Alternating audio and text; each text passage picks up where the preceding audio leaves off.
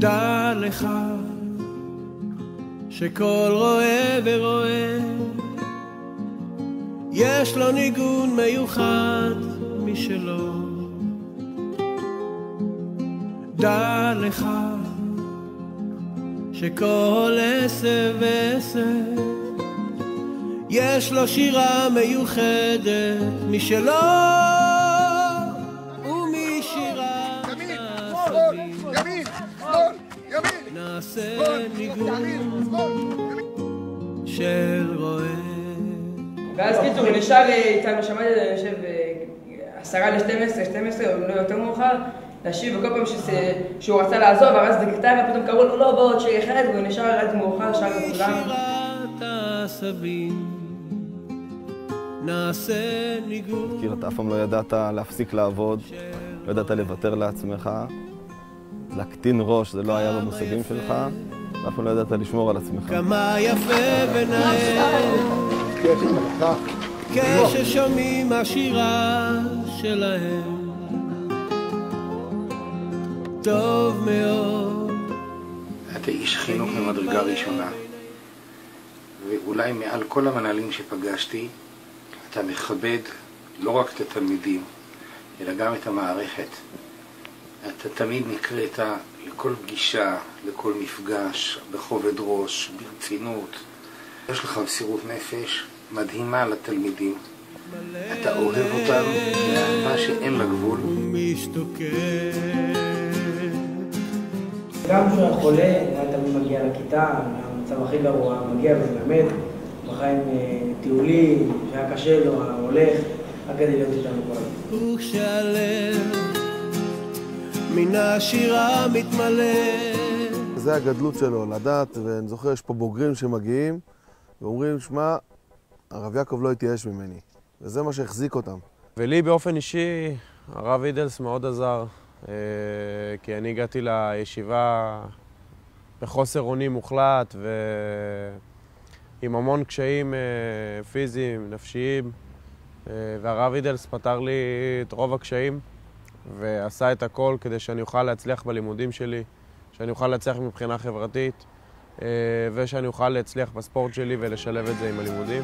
אור גדול, הזי נמשך והולך, מקדושתה של הארץ עליו. גם כן, בגובה העיניים, בהסתכלות לתלמידים בגובה העיניים, בשמחה, באהבה גדולה, בפשטות גדולה, וזה באמת אחד הדברים שמאפיינים אותו. מצד אחד, תלמיד חכם משמעותי מאוד, הנהגה לצד, בשביל התלמידים לעשות הכל, בשביל הפשיטות הזאת, בשביל המסירות הזאת, דבר גדול מאוד.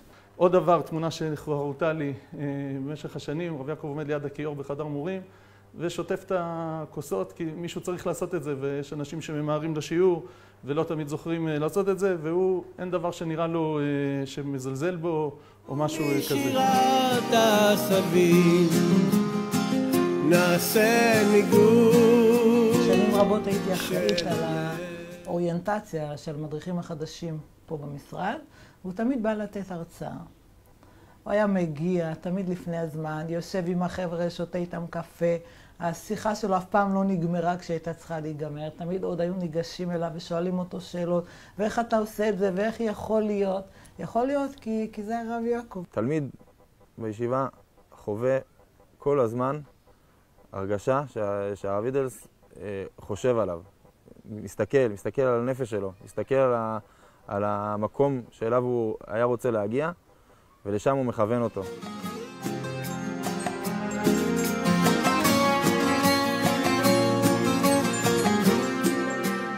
זה סיפור שהיה, פעם הוא כעס על קבוצה של תלמידים, כעס מאוד גדול, עם טונים גבוהים, ואחר כך אמרתי לו בצד, הרב אידלס, תשמור על עצמך, זה כאילו חזק מדי. אז הוא אמר, זה יותר משהו, זה לא פנימי, זה אל תדאגי, זה ככה היה בשביל ההצגה, אני לא באמת כועס. טוב, אז בשבילנו הרב אידלס זה כמו משפחה, אנחנו 3 בנים הבוגרים שלנו, 3 סיימו ללמוד בחיצים. זה היחס האישי והאהבה לכל אחד והחיבור לכל ילד. ובכלל זה לא סיפור פשוט לנהל ישיבה כמו חיצים. אחד הבנים שלי אמר שאמא, הרב אידלס, הגן עדן שלו מובטח, הוא מובטח, אני אומר לך.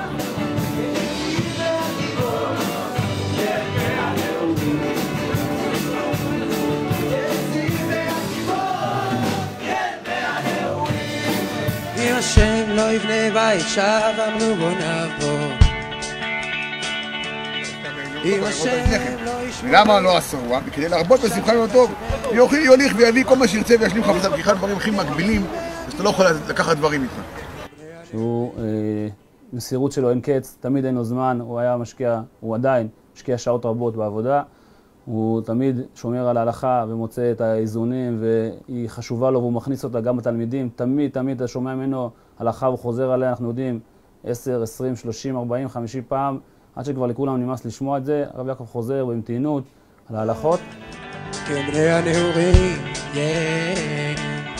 כחיצי ביד גיבור, כבני הנעורים.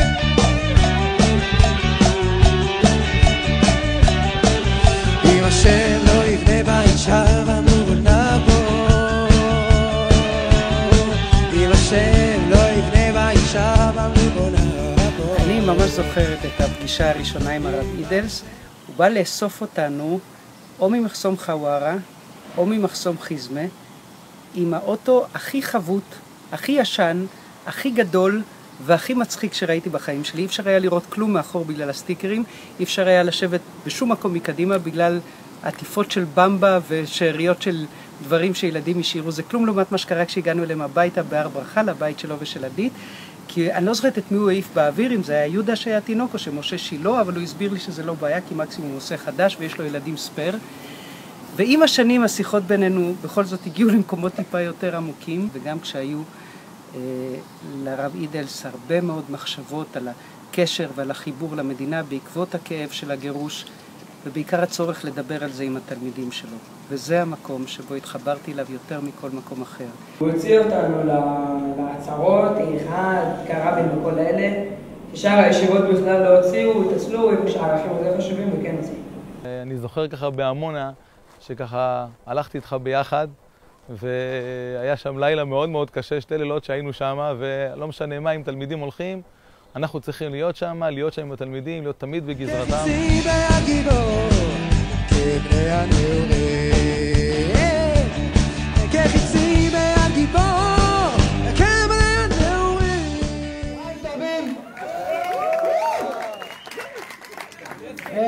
למי שלא מכיר, זה ראש ישיבה הרב אידלס. הוביל פה את הישיבה 15 שנה, באמת הגיע הזמן שנמצא עבודה. מברך את הרב יעקב, שכשם שהוא היה פה בישיבה, השקיע רבות והצליח רבות והביא את הישיבה למקום הגבוה שנמצאת היום. בתפקידו בהמשך אנחנו פתוחים וסמוכים שהוא יתרום מזמנו, מרצו ומכישרונו לעם ישראל בתחום החינוך. ובטיולים תמיד הוא בא ויושב איתנו, ופתאום אתה קולט שחוץ מראש ישיבה יש פה גם דמות למופת שאפשר ללמוד ממנה, בין אם זה... יחד עם האיחולים שאנחנו מאחלים לרב יעקב, באמת שיצליח בכל מה שהוא עושה, ימשיך לעשות דברים טובים למען עם ישראל.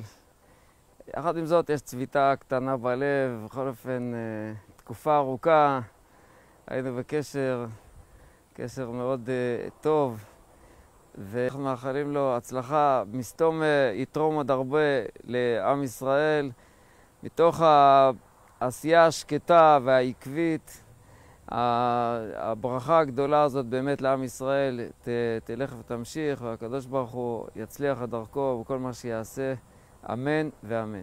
תודה רבה על הכל והצלחה להמשך. גם להגיד לעדית, הרבנית בבית, שוודאי שהמסירות שלה לא פחותה, שבעזרת השם ימשיכו להגדיל תורה ולהאדיר ולקדש שם השם מתוך כבוד הבריות, באהבה ובשמחה. תלמידי הישיבה, תלמידי הישיבה, בהובלת מעיית הכבוד.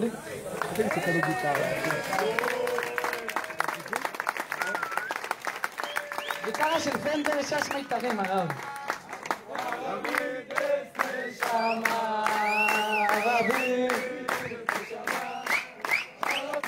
אני מאחל לך, הרב יעקב, שתזכה להמשיך במלאכת החינוך המפוארת שכבר התחלת בה עוד אצלנו בישיבה כרם, ואחר כך המשכת והתעלית בישיבת חיצים, ובעזרת השם עוד תמשיך ללמוד וללמד, לגדל תלמידים רבים ולראות נחת גם מהתלמידים שלך בישיבת חיצים וגם מהתלמידים שתמשיך. ראיתי גם זקנתי, לא ראיתי צדיק נאמן.